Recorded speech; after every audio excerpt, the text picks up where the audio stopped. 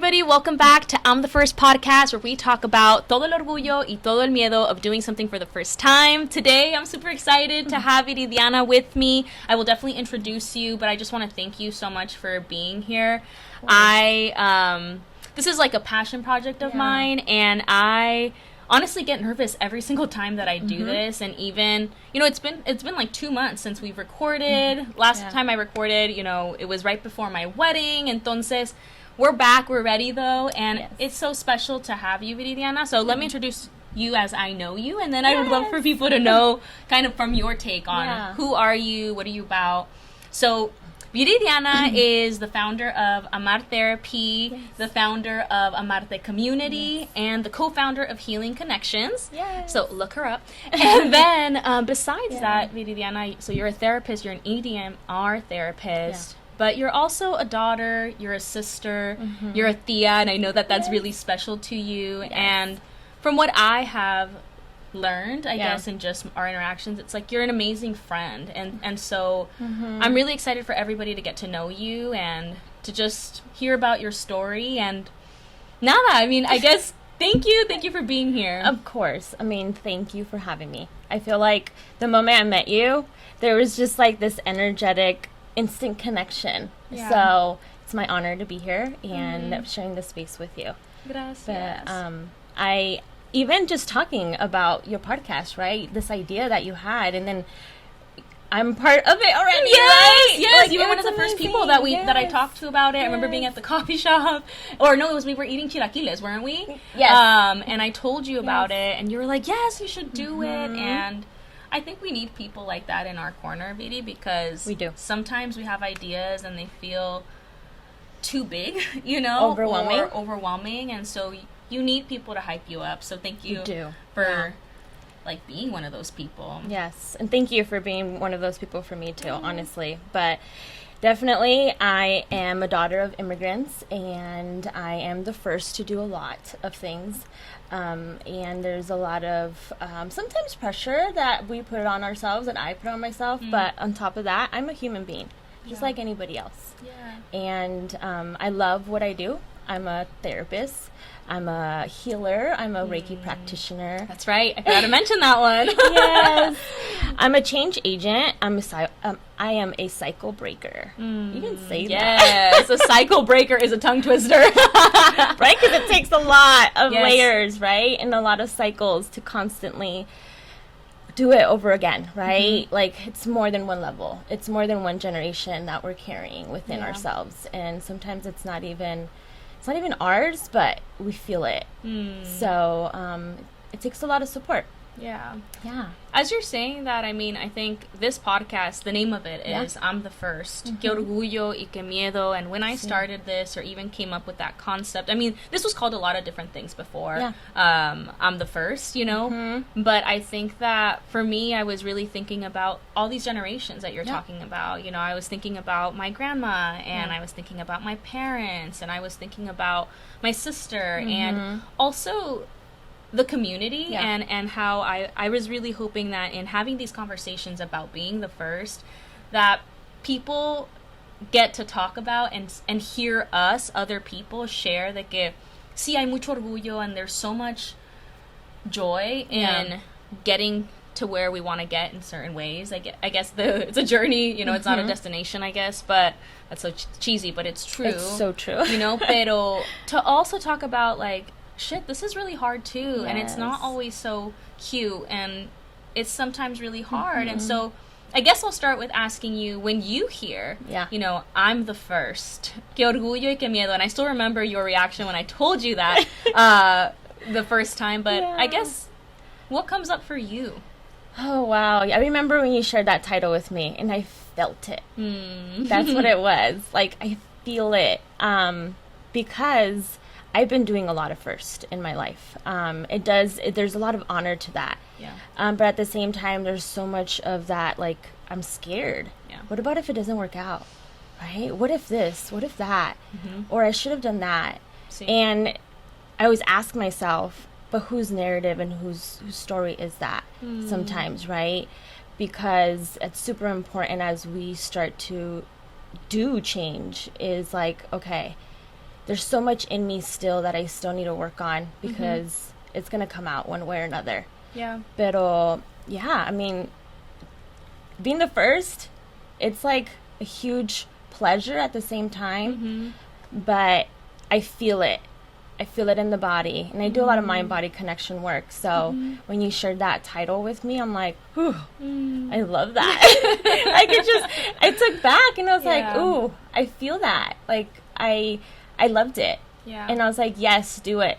Yes. And I guess even, I mean, I love that you're bringing it back to like the mind-body connection because I think that, I mean, I guess now bringing our therapist hats on, right? It's like, I think we're really disconnected as people from our body.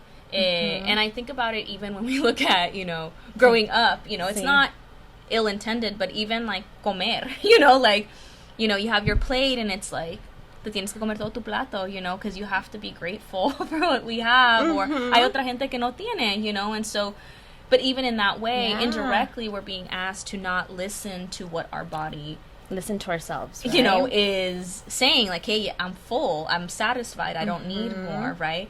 And so I love that you bring this mind-body awareness, and I think even for me, like, just, again, now I'm gonna, I mean, I try to take these hats off, but it's just all part of me, you know what I mean? Pero, tell me, girl. Tell me about that. Pero, as a human, you know, it's been so interesting to be learning on how to support others, and then to be like, wow, I have never myself thought about this. Or I remember it was like one of my first years in grad school, and I was working with kids, and I was teaching them about feelings, and like I asked the question of where did you feel it in your body, you know, and it was like all animated, and then I was like, I actually don't know where I feel that feeling in my body, you know. So it's even really cool to me for you to kind of connect how you are so connected in that way of, you know, even just the title is like, it's something I feel in my body, you know. And how did you get to that place of like, okay, like I'm kind of more in tune with myself, because I don't think we learn that all the time. Oh no, it's, you know, a muscle brain that I've been working on. As a therapist, I always say that a great therapist should have a therapist herself. So me doing my own healing work, being open, being curious, y preguntándote like, why do I feel it here, right? ¿Por qué tengo ese nudo en la garganta? You know? Like, I feel it here. And tener ese nudo aquí en la garganta te está diciendo algo. Pregúntate qué es eso, right? Ask yourself, what is that knot in the in that throat, right?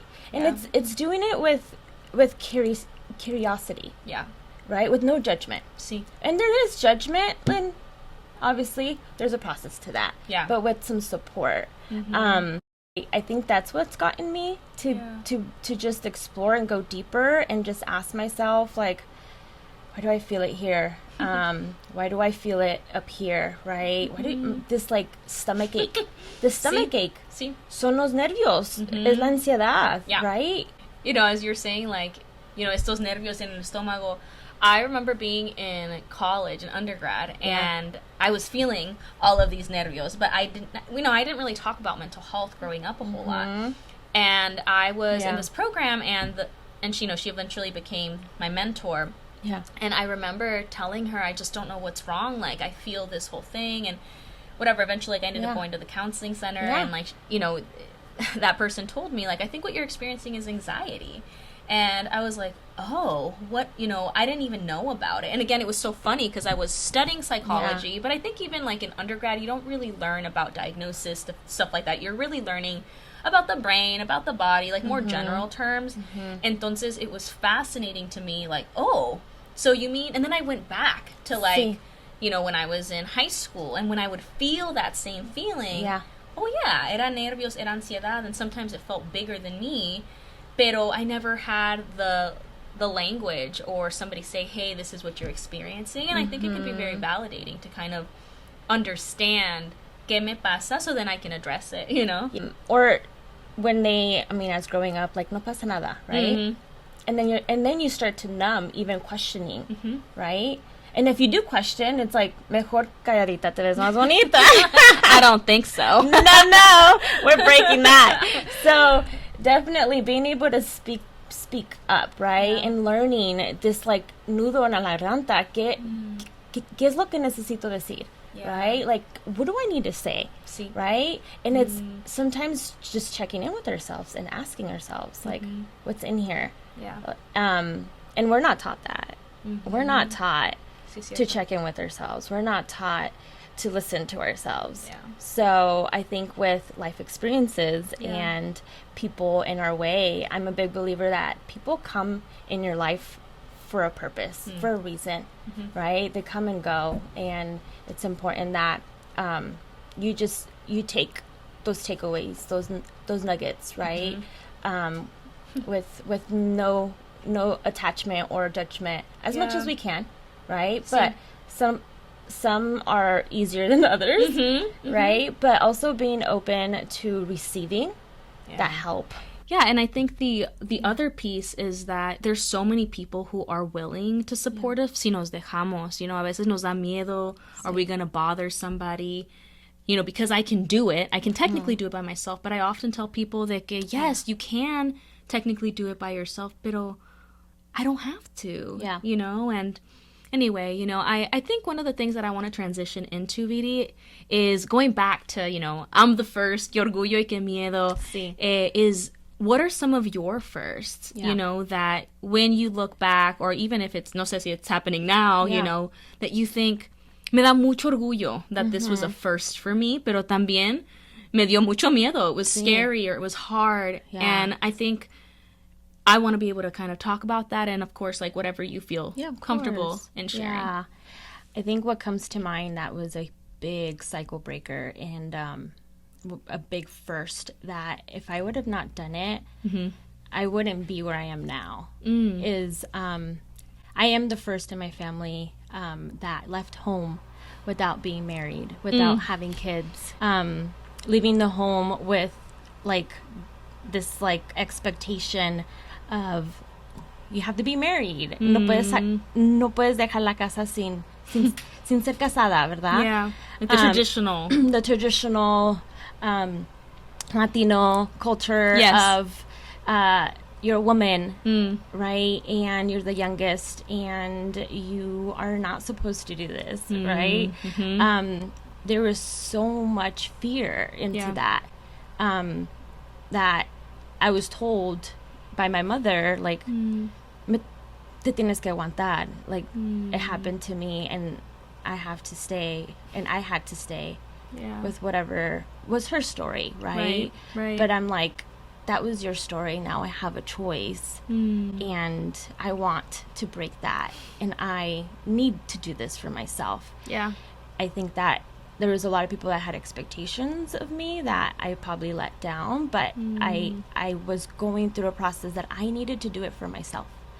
Wow. And now there's probably many of those people that are like, wow, look at her now, right? She did that, but she had to do the hard thing first to get there. And Bidi, I think even, and I don't know about for you, but like for me, even now as an adult, like as a whole adult child, right, with my parent, right? Yeah.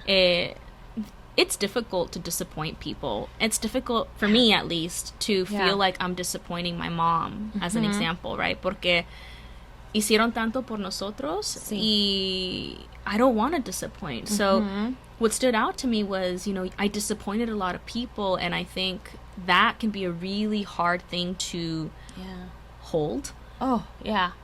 How'd you do it? How'd you do it, I had to give myself space. I had to keep a distance within family. And that can be very hard. Like, what is boundaries? I always say, what's boundaries of the Latina mom? Right? Like, what is boundaries? So I had to learn, and I still do it. Sí. I'm still holding boundaries. I'm still going through this challenge of my mother wound with my own mom, and my father, like, might not agree with decisions I'm making, but I'm 34, and I'm not that anymore, right? And it's a narrative that it's like, that's not mine, that's theirs. Yeah. And it's also, I'm setting an example. I have 4 nieces, so and 2 nephews, and being the first to do that, to be able to leave home, leave the cocoon, right? And make a life of your own. It took a lot of strength, a lot of courage. That's right. And mucho miedo, but I did it, and I feel like I needed to do that to continue to have that ripple effect of a lot of first. Yeah. It's almost like you decided, I'm going to change the narrative about what women are allowed to do. Sabes que mucha gente, and it's not that it's a bad thing, like va a haber mujeres que van a decir, sabes que I agree with this. I want to stay home. I want to wait until I'm married, but then van a haber otras mujeres de que van a decir, sabes que yo tengo otra visión. I have a different vision for what my life can be. And where did that start for you? Like, you know, like breaking tradition, looking outside of that box that sometimes we're kept in, it can be hard. So how did you begin to think, sabes que? I have options. I have options. I want to do it differently. Yeah. I think is honestly being able to, because I don't have an example of it in my family. I really don't. I am the first that has a master's degree. I am the one in my 30s that literally still doesn't have kids, still doesn't have a partner yet. And yeah, I think my mentors, along the way, having people in my corner, therapy, going to therapy, and just going deeper into being curious of like, okay, what are my options, right? What can I do? Even going to grad school, that was a huge decision. Yes. And the person that helped me make that decision is no longer in my life. However, he was a big part of it. And if it wasn't for him and his own father, that I saw his father have a master's degree, and I was like, oh, I saw that example within his family, right? And him at that time that I was dating him, he was just like, you have to do this, like be my cheerleader, right? Yeah, that's awesome. So like that was a big factor, and like I went for the master's, even though I was like, what am I doing? Like, what is this master's thing? Yeah, right. I literally, when I made the decision, I was crying. Yeah. I was crying because I'm like, I don't know what I'm doing, but I'm just gonna go for it. I have someone that believes in me, you know. And that, and sometimes we just need one person. Yes. You know, we don't need 100 people. We need una persona, of course, ourselves to believe. Like, oh, like maybe this is possible. We don't have to believe it 100%, but it's like, esta persona believes that I can do it, and I have this inkling. Maybe I'm not 100, but like I have this inkling que tal vez, sabes que maybe I can. But that it is really scary. It's scary to do things for the first time. And I mean, I think about like even writing personal statements for grad school. I'm like, what do they want to know about me, and what do I say? And I was just like, oh my god, like no sé qué hacer. And also, like outside of that, it's just the financial component of, like, grad school, the emotional thing that comes up. But what a beautiful way, right? Like you're saying, like, people can come into our lives, and we can be grateful for them and still choose to not have them in our lives for whatever the reason. For sure. Right? And still be both grateful de que esta persona pasó en mi vida, porque mira lo que pudo pasar para, you know, but we don't have to keep people in our lives forever if it doesn't make sense. Yeah. And it's they plant seeds in us, and we plant seeds in our clients too. That's right. That's right. We do, right? Because some of our clients, I mean, they leave us at some point, right? And we always do wonder, like, about them. Always. Can we tell you that therapists always think about you all the time? I mean, Viri, I have clients that I haven't seen in a decade. And that it's almost like, wow, I think about that person. I'm like, wow, this person's now 18. Right? What is this person up to? Or, wow, this person really liked football. I wonder if they made it. It was their dream to become a football player. Or even a client that you closed just yesterday, you know? And I'm like, oh, I wonder what happens. Like, there's so many different...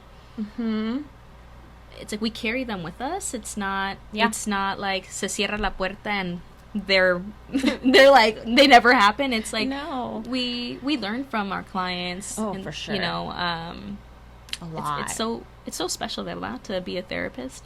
It's very special. It's such a privilege and an honor to hold space, and I see myself in them, right? Like we're a reflection. Claro. So we always think about you, and we always wonder. And yeah, it's like planting seeds. Yeah. Right.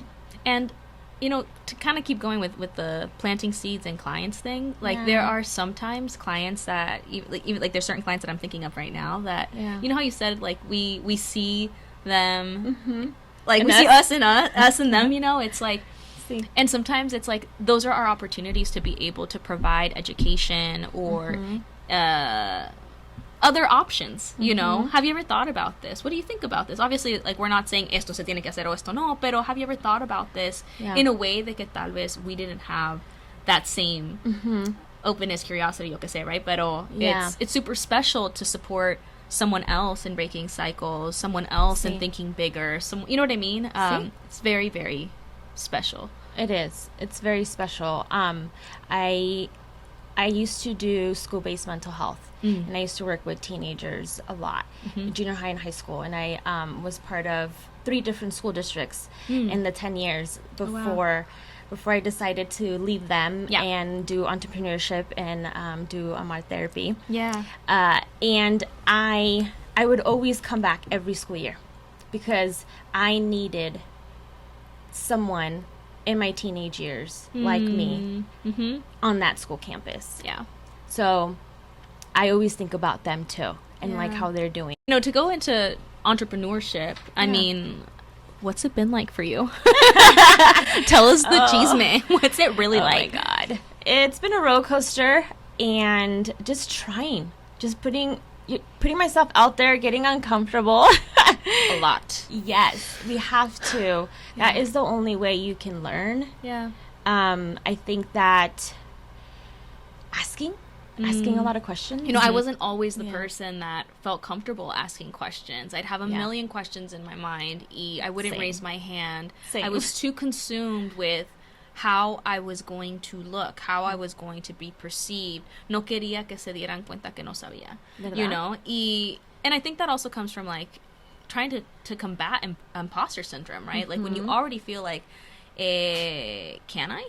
You don't want additional evidence for yourself. It was like this weird thing, but I think that eventually, actually it was my mom that she always repeated to me, mija, si no sabes algo, pregunta, pregunta, pregunta. I mean, she, do it all the time. And then at some point it kind of clicked. Kind of probably like what happens with our clients. Oh, it's like, for sure. planting seeds, and then it sprouts finally. It was kind of like that. I was like, you know what? We're paying thousands of dollars to this school. Like, they're getting paid to answer my questions. Why am I not going to ask? It's like, this is like a $200 question. Literally, you know what I mean? Let me ask it. If you think about it, right? Like, if you break it down, I mean, I don't know what actual math is, but it has to be worth a lot. Yes. And I'm just keeping it here. Ask your questions. It's worth your money. You're paying for it. Yes. Yes. Another thing that I'm curious about is Amar therapy. Like, Amar is such a beautiful and profound word. Yes. Amar, love. Yes. Why Amar therapy? No sé. I just want to know because I think, I just want to know. So I wanted a Spanish word in front of therapy because it represents who I am, my culture, and that I have in my first language is Spanish. So at that point, it was really interesting. It was February 1st, and it was the month of love. Hey. And I was sitting with a girlfriend at a bar, and we were just like, okay, give me some words, what do you stand for? What are you looking for? Yeah. And I was just Spanish, English words, like todo, right? And I'm like, it just clicked for us, like you said. It just clicked.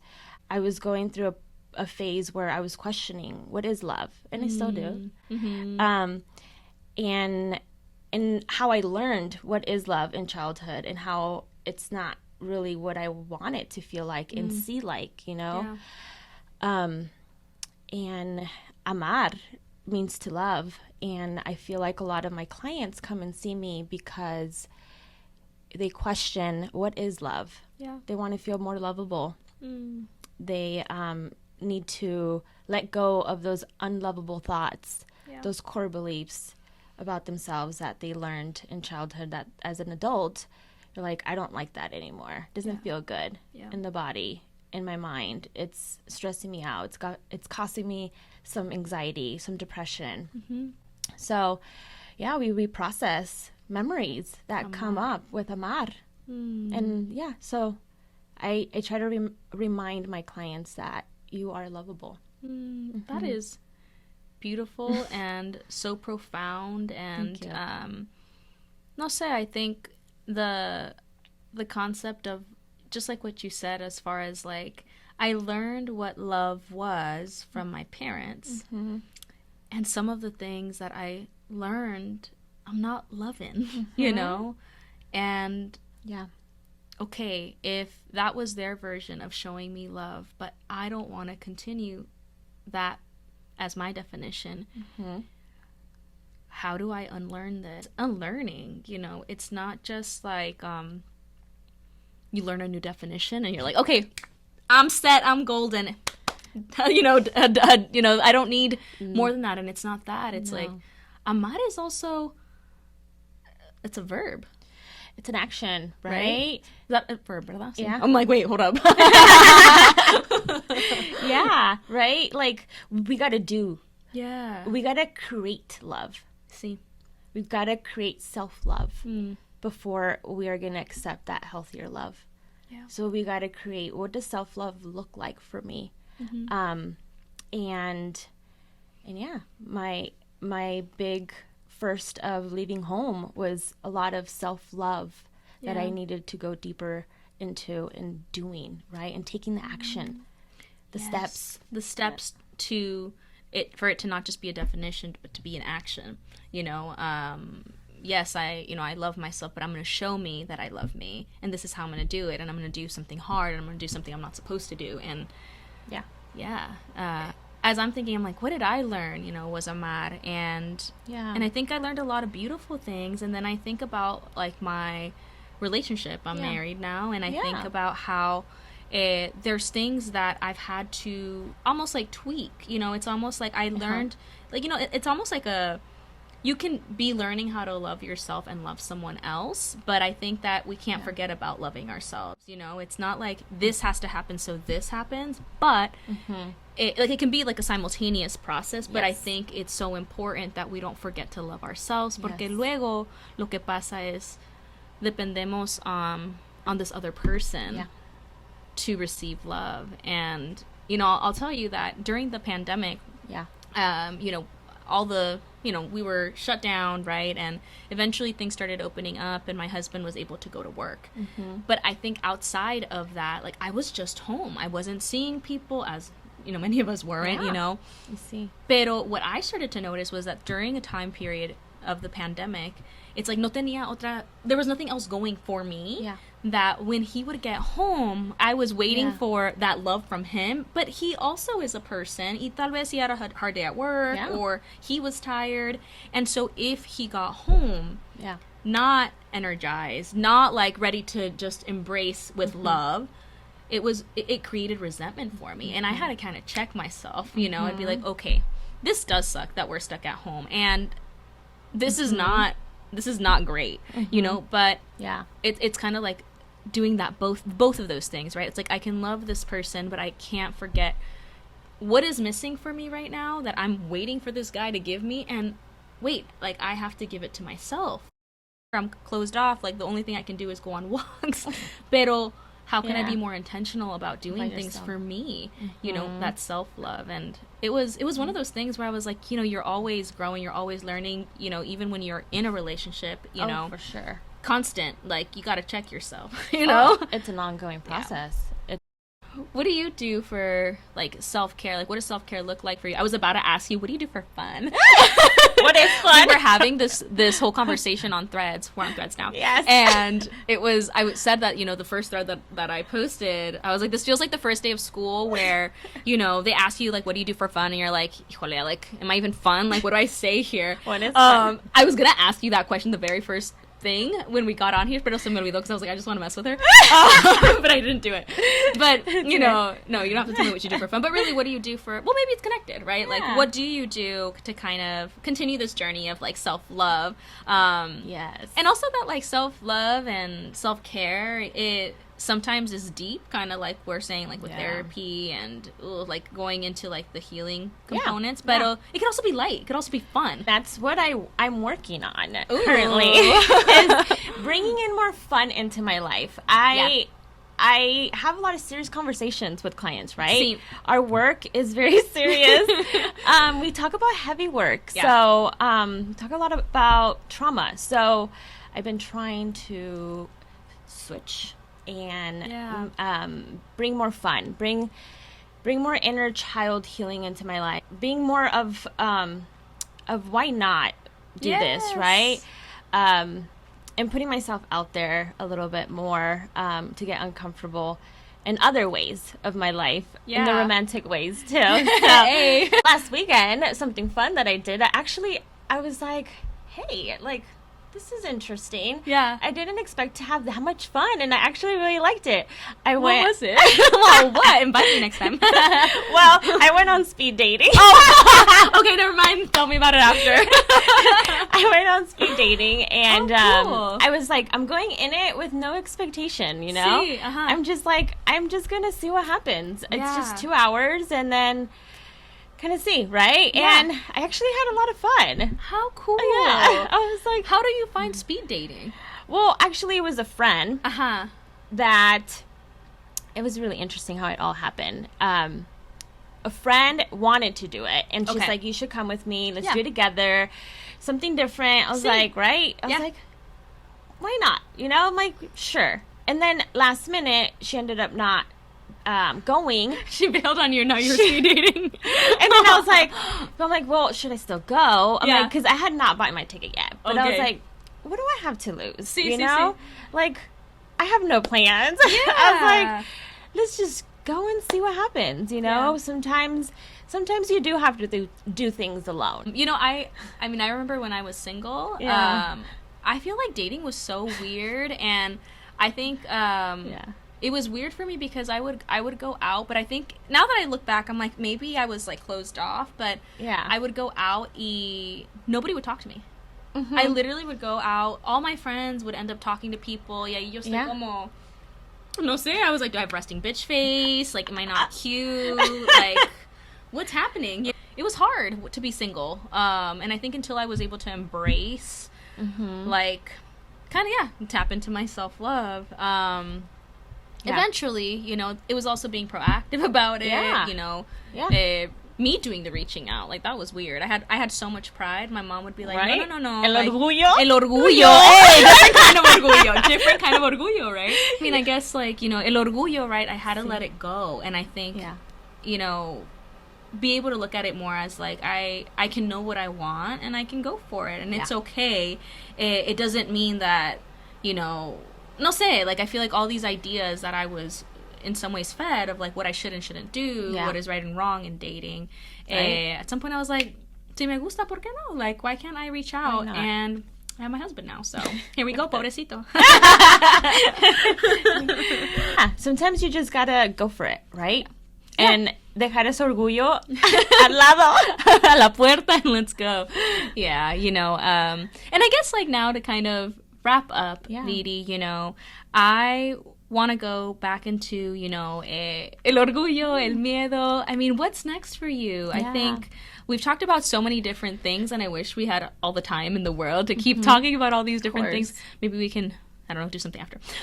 Pero, what's next for you? Like, in what ways are you going to continue to try to create firsts and push through el miedo so that you can have that orgullo too, you know? Yes. So I'm in the process of creating Amar community, which is solely for women of color and that want to focus on self-love. That really, it's going to be a container for them to have this accountability because we all need it. Life is not to be done alone, and we need that. Even when you're doing your individual therapy, Like, you need a container, you need that cheerleader, you need that girlfriend, right? And it's going to be a non-clinical service, and this is out of my comfort zone. It's going to be a first, and I'm going to be launching it soon, and it's going to be a 12-week, 3-month virtual container in a group setting, holding space, learning about self-love in so many different ways. I'm going to be bringing in holistic healing approaches. As a Reiki practitioner, I'll be bringing that in there. Some guests as well, and it's going to be for even outside of California. Wow. Okay. Yeah. So expanding. That's amazing, because I think that, and I don't know how you feel about this, and I think that actually social media, it's been a blessing in this way, where I feel like as adults, at least for me, I think it's been harder to find friends. You know, I think when you're in school, or when you, I mean, I work from home, right? Like, you know, as entrepreneurs, we don't necessarily work some people do, like as group practices, but like I don't, you know, and so it's become a lot harder to make friends that feel aligned really with like where I'm at and where I'm headed. You know, no tenemos que ser exactamente igual, but you want to be surrounded by people who have, or at least me, who have vision, who I don't know, like, we can push each other, we can root for each other, we can celebrate each other. And I think it's harder. Like, how do you find, hello, sign me up for friends. You know, I'm just kidding. You know, but I think through social media, that's been the way that, like, for example, that's how I met you, you know, which has been amazing. Because, like you said, it was like this instant connection.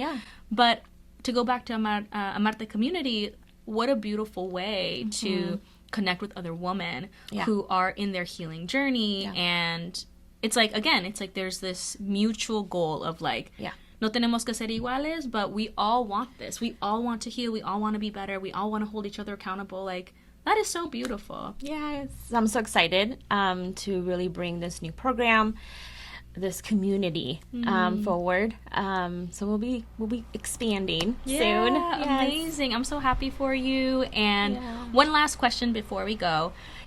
What is something that en este momento estás muy orgullosa de ti? Wow. Building my business. Building where I'm at and where I'm heading. With Amarte and Amar and healing connections. Yes. All of it. To say that I had this vision and I'm living it right now. Yes. I am. And that is something that, you know, with you, whenever I sit down with you, it's like you always have ideas, you know, and I think what's really admirable about you is that you make the ideas and you take action on them. It's like, it can be so hard to get stuck, you know, we can get in our heads, and I know, like, for me, and, you know, I sometimes have all these ideas, but a veces I get so in my head of, like, wanting to do it perfect, you know, and it's like, no lo tengo que hacer perfecto, and I stop myself, and I'm like, I know I can do more, but I stop myself. So it's so inspiring to see somebody like you, who I really, you know, te admiro, you know, and I'm so inspired by you to kind of do it, you know, and I'm sure that doesn't mean that you're not scared. I'm sure that there is fear, pero que lo estás haciendo de todos modos. Sí, push through it, pushing through it as much as I can, and also giving myself grace and self-compassion along the way. Yeah. And I can be a perfectionist as well. I could. Yes. But it's also allowing myself that, hey, I can fail. Yeah. And I have, and I learned from it though. And that the only thing is doing it. Yes. Because if not, I will never know. Así es. Beautiful. I'm really excited for everyone to learn about you, to amarte in the way that, like, I've learned to really care for you, amiga. And thank you so much for being here. Any final thoughts? Any final thing that you want to say? Or we're ready to wrap up? Lo que tú quieras. I just want to say thank you. Thank you for listening to us today. Thank you for having me. Yeah. It's my pleasure. And I enjoy having space with you and just having our meetups. Yeah. I feel like social media and can bring so much to your life when we're using it the right way. Yeah. And I feel like I have built a community of therapists recently in the past year that I started my journey entrepreneurship, that I can lean on and I can be like, hey, tengo una pregunta, you know, which I have. And just be there for each other, and to not forget that you are lovable. Yes, I love that. Well, with that, we're going to wrap up. Thank you, everybody, for joining this episode of I'm the First. Que orgullo y que miedo. I hope that you all continue to welcome both.